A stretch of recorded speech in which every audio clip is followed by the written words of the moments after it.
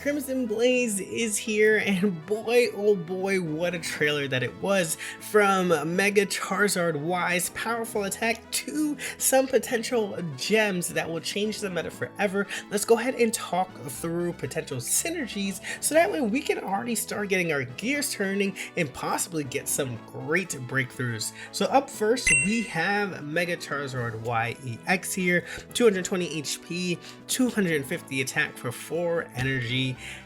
This is the bar of what's to be, what's to come, because 250 just clears out every single Pokemon in one hit, no matter who you are. And the crazy part is that you are 220 HP yourself, so you do get knocked out by opposing Mega Charizards as well. So with that being said, what we did get to see is that Charmeleon is a stage 1 that is actually important, and it's really fun that you see that down here. But this states that its ability Ignition, once during your turn when you play this Pokemon from your hand to evolve one of your Pokemon, you may take a fire energy from your energy zone and attach it to your active fire Pokemon. So these two in of itself is going to drive in a lot of newer style or maybe revamp older style fire decks, but there is now fire ramp in addition to also the bench and not just the active spot as we've seen. But number one synergy for sure is going to be Moltres, right? You get to flip your 3 coins for 1 energy, you then generate that, get the heads going, and then you go into Charmeleon, and then Charizard. This actually might be one of those decks where you don't want to play a rare candy, because that Charmeleon can then boost up Moltres EX as well in terms of the fire energy, getting you one closer to the heat blast so you can start attacking once you have your 4 energies ready to go.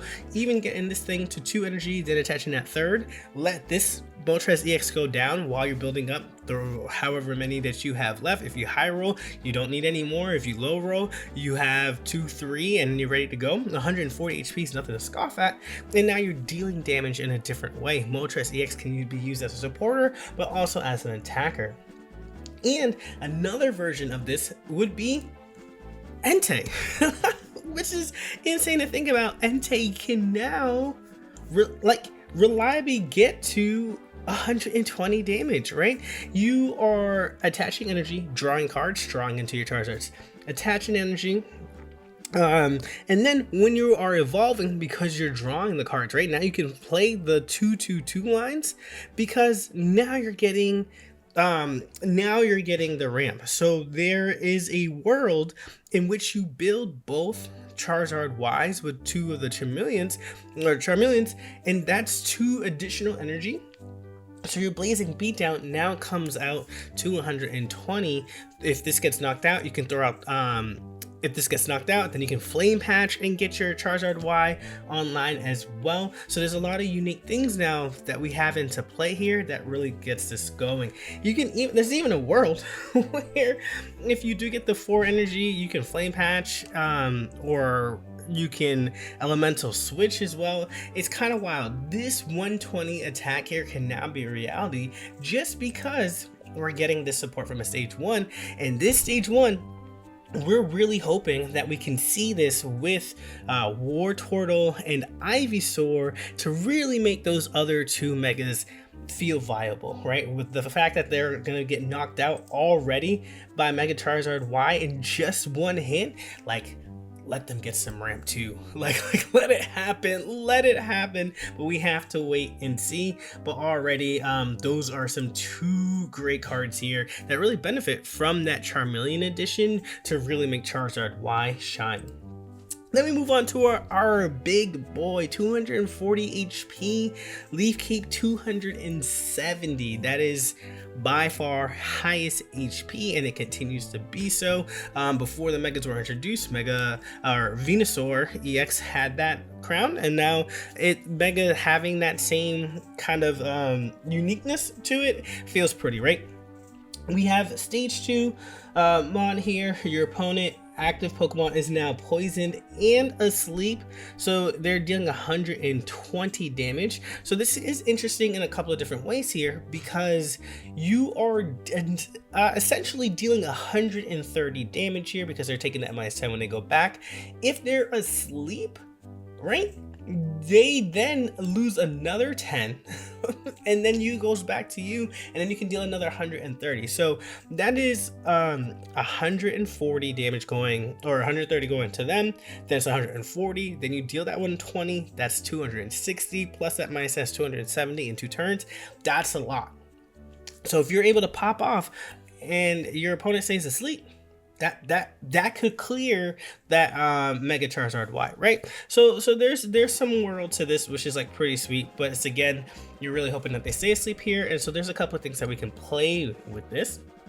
First and foremost, quick grow extract. There's gonna be a world where we're gonna talk about this in a little bit later, of like this is such a cool and great card here. You get to choose one of your grass Pokemon in play, put a random grass Pokemon from your deck that evolves from that Pokemon onto this Pokemon. To evolve it, you can't use this card during your first turn or on the turn that your Pokemon was playing to this turn. You essentially are just allowing yourself to get into that stage 1 or that stage 2 when you need to. You get to draw into that, so that allows you to get into this Mega Venusaur when you are ready. And there are a couple of things here that makes this really fun. One, it allows you to build that consistency to get into that Mega Venusaur, but also that consistency to get you into some stage 1s. And why that's important is because we have Lilligant here. Lilligant adding an additional 20 HP or adding an additional 40 HP, now you're looking at possibly 310 HP for a Mega Venusaur EX.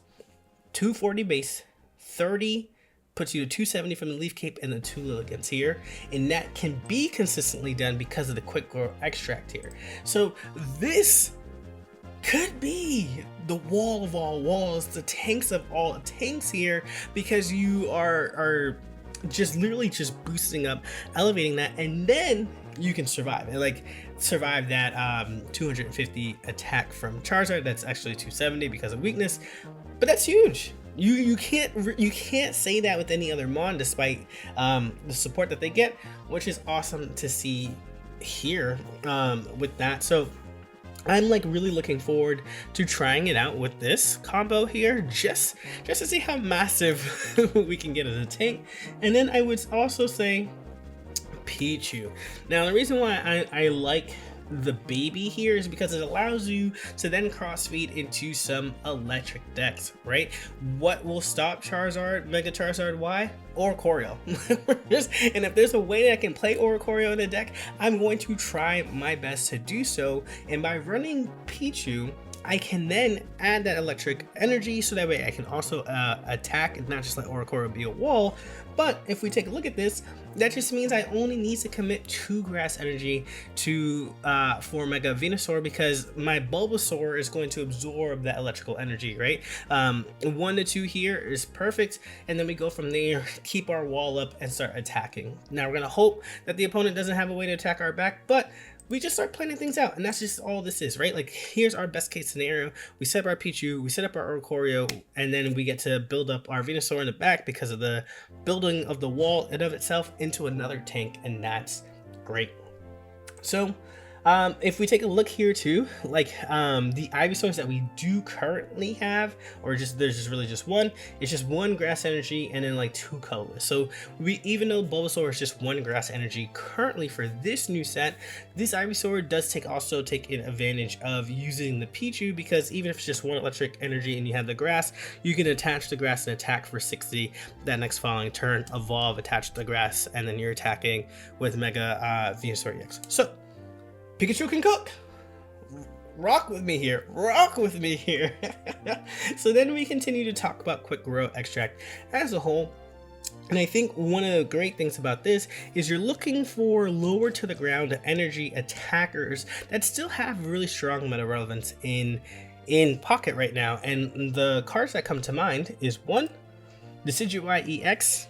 You get yourself online pretty fast, pretty consistently. We're already seeing that the Decidueye, double Decidueye EX decks here. With this and the non-EX version doing wonders, you're adding yourself another consistency to be able to do so with that. Then you also have Beedrill EX, where it's not as highly meta relevant, but it could come back because discarding a random energy from your opponent's active Pokemon is still very strong. It's disrupting what your opponent's trying to do, taking away their energy, taking away what they were seeking out. Energy is their main, is how you win games. So being able to take that out, maybe have some luck with TRG, Team Rocket Grunt as well too, could really do well. And then I would say Meowscarada as well too. There's going to be a lot of these things running around here, dealing 130 or 260 twice, and then you finish off with your own Mega or EX here, because these are only 1 points. Yes, you are using this to attack, fire something back up, attack again, right? Like, and the fact that you can get into this consistently to get into your other cards because of the quick row extract is huge. 2 energy attackers that deal big damage is really gonna be where you want to go with this quick row extract, just to build off of that speed and attack your opponent right away. Now, the other card that I want to say that works well with our Mega Venusaur here is Nihilego, as you saw, because of this poisoned. Now that we have Nihilego, you attach 2 of these on the bench, or just even 1 of them, and now they're taking that -20 per turn instead of that -10, or that -30 per turn instead of -10, and now that 120 damage is, if they're asleep, is building up to be a lot more than just that. So this is really fun to be able to see this take along. You again just only want to run grass, so that way you can attack, but maybe you do run dual energy. I still say stick with grass only, just to ensure your Mega Venusaur can attack every single turn, but this could be really fun since this is a dark and a colorless, which we've seen Greninja, Sylveon, or Corio, all these other cards where it's just their dark energy and a colorless are viable in these dual energy types of decks, and maybe that could come across here, but I really did like this inclusion. Then we have my favorite Pokemon, Blastoise, here, and I just, my heart, because they definitely are showing so much love for Charizard, but I really want to make this work, so we have to think through a lot of different things to really get this play line going. So first and foremost, Mega Blastoise EX, 230 HP, you're going to want to run it ramp with this thing, right? Why do you want to do that? Because this triple bombardment, 130, still very good damage, 3 energy, you get to it, you're attacking the fastest out of all of the mons, right? They still need that extra turn, whereas you don't, which is pretty cool. Okay, I like that part, pretty sweet. If this Pokemon has, this is the kicker though, if this Pokemon have 3 extra water energy attached, this does 50 damage to 2 of your opponent's bench Pokemon. So this is where you get that additional 100. So you're dealing 180 if their benches only has 1 mon, or 230 to your opponent, which is still massive, okay? And they're playing around with like the little cannons on the side and the big cannon on the top. Cool, I get it. I think there's one thing that I would have loved if your opponent doesn't have like 2, you know, like if they're only 1, then that 50 goes to the active or something like that. That would have been pretty sweet, but neither here or there. Something that's fun maybe, or like maybe I'm like overthinking this, but what you could do to survive is Heavy Helmet, and that takes you to take -20, and then a blue would help you survive, right? So that's 10 -20, so that 250 goes down to 220. You live to 10, so you attack first, but before you clear, you hit the blue, you have the helmet on, you attack for 150. They won't survive. You'll survive their attack, so they won't want to attack you. They run away, you get to Cyrus and scare them off. It could happen. It could happen. But how do we build up this ramp? We have Jelly sitting here. Every single time that you get attacked, you're building up onto your bench Pokemon, so we can do that and get that cleared up here, right? Then we also have Manaphy, and you also have you have your Mantike as well too. But I like Manaphy in the sense right now because you're feeding the bench, and while you do have that 1 energy, you can still go pretty consistently, and it has a tad bit more HP than Mantike. Having 50 HP means that you don't lose out to those 30 attackers right away, like Dartrix or like any of those other ones that like eat these babies for breakfast, especially because folks are so worried about shingling, and they've been able to deal with taking that out right away. That 50 HP does go a little further. And I do like here Eskew. Eskew has been like an MVP on this Mega Gyarados revival here, and this being like a mini wall that can also attack Oricorio and not lose to Oricorio is pretty nice, right? Yes, it does take 2 energy. You're going to use your Manaphy to build it up, or you use your Misty to build it up, right? Like this is what this is for, to toe towards your Mega Blastoise, or even like a small bit of SQ so you can start attacking right away. But this Ice Face in the beginning, taking that -40 before you go down, is pretty nice to be like a mini wall that doesn't take too much resources away from you. So all in all, the 6 water energy needed is tough. I know Blastoise EX needs 5, so the jump to 6 for the Mega makes sense in that sense, but they could have definitely just gone a whole different route. But of course, because you have Misty that could do those things, they try to make it fair. But who knows? I really do like Mega Blastoise, and I really want to make this card work. So let me know right now if you made it this far in the video, like what else do you see working for this card here? Then we have Ditto. Choose one of your bench Pokemon attacks up any Pokemon EX and use it as this attack. If this Pokemon doesn't have the necessary to use that attack, this attack does nothing. So what do we have here? Rampardos. Yeah, you would just do it. You just do it. If the opponent's knocked out, you're just dealing 1 fighting energy, 130. Just throw it in the back here. You have double Rampardos going up here. You can fit it into anything else, and it's just cool. I think that could really work out really well, and that's really fun. Or you go into the Savali here as well too, or like that gets fit into it. Just throwing in a supporter for 2 energy. It can be any color that you need, so it doesn't matter. You get to attack for 100 damage without taking that recoil back. So I think that was pretty fun to do with a card like this, especially since you get to choose your bench Pokemon, and these 2 are pretty strong. And this obviously Savali can fit anywhere, and Rampardos is unique to the fighting type, but it only takes 1 energy to deal that massive damage, so that's great. It makes quick work of your Ditto because that goes down to 10 HP, but that's okay because they're not like that 130.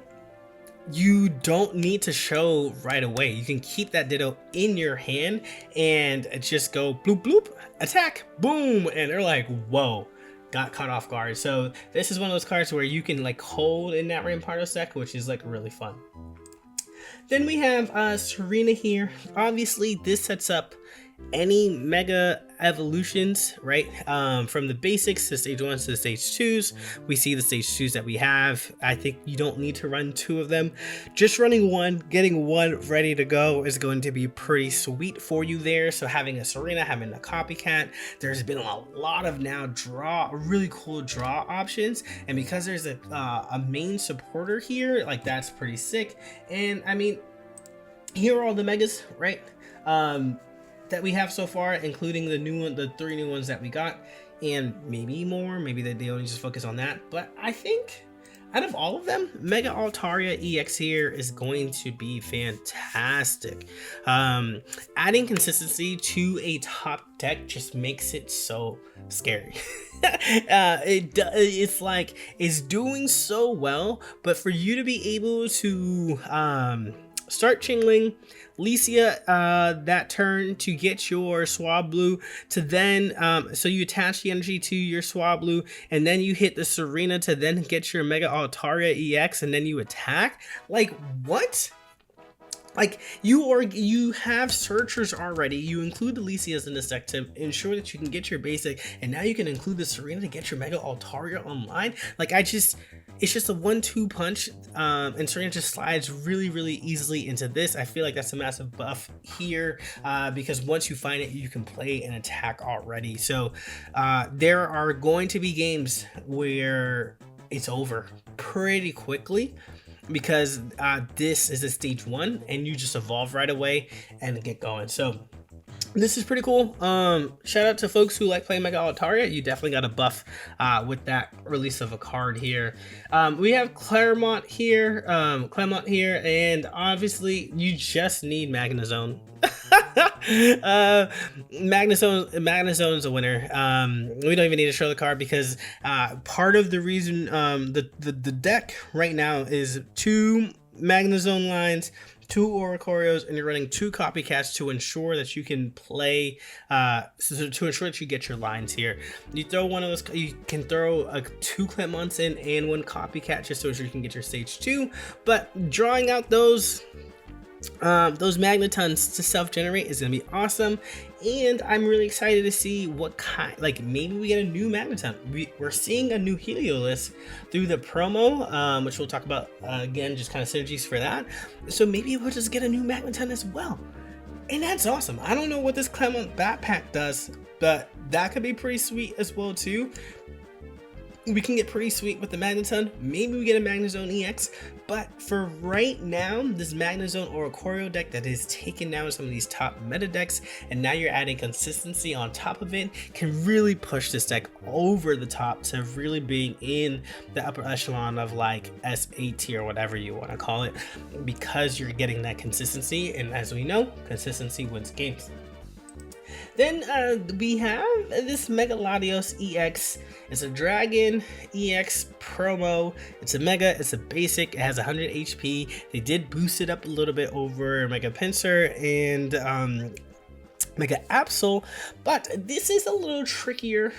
You have 2 Water Energy, 1 Psychic, Sonic Impulse, 160, discard all energy from this Pokemon. So there's interesting things that you can do here. First and foremost, I would say you have Goodra here, but let's talk through this first. Mew EX could be a fun one to throw in here. Main reason is that like you can attack with Psy Shot for 20 because you have the Psychic Energy here, but this Genome Hacking is all colorless, so it benefits from the attacking, but the colorless here with Mega Charizard running all around, you already having a deck or a Pokemon that is looking to play Psychic at one point in time will allow you to do that here. And then you can also then hit back the Mega Charizards that are going to run around. You can hit back any of these other Megas that like require 4. You can do it for 3, but that's only if they're inactive. But again, this is like pretty cool to throw this here. Like Mew EX is probably going to make a comeback, especially with those new Megas running rampant here, so that'd be really fun to see. We're gonna add in our Goodra. Our Goodra is literally running the same energies.